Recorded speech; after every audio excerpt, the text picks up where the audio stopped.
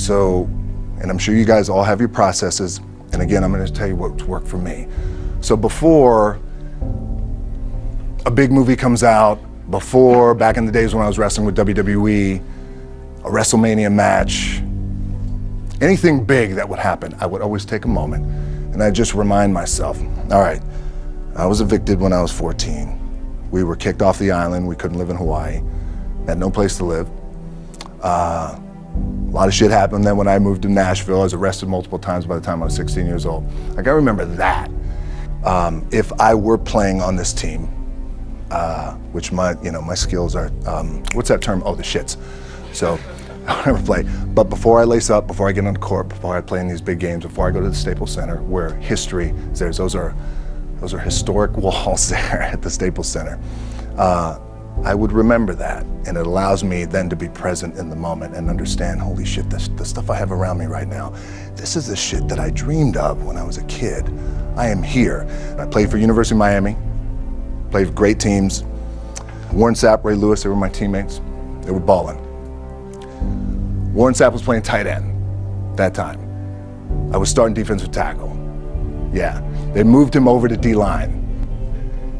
And he looked at me, he's like, yo, dude, I'm gonna take your spot. And I said, you ain't taking my fucking spot. He said, I'm gonna take your spot. I said, no, you ain't. We battled, and he took my spot.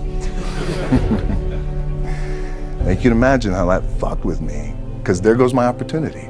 He went in, switched to defensive tackle, lit the world on fire. Well, what that did, it crushed me, it crushed my dreams. I had a piss poor senior year, zero production, no NFL, no combine invite, nothing. Finally went to the CFL, Calgary Stampeders, making $250 a week Canadian.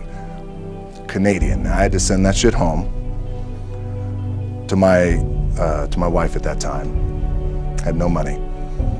So I remember that. When I got cut from Canada, I had $7 in my pocket. And I always tell that story. So now my production company is $7, advertising agency is $7, everything is $7. So I always remember that. What helps me is to keep the hard times in the front of my mind, because it allows me to go into these big moments that I've worked my ass off, and you guys have worked your ass off. It allows me to go into these big moments with a different perspective. What it also does for me, and again, this is what works for me. Like, I keep my back, excuse my language, my back is up against this motherfucker. Every day, it's against this fucking wall. Excuse my language, ladies in the room. But it's up against this motherfucker because it's what I believe in. And when my back is against this motherfucker, then there's nowhere to go.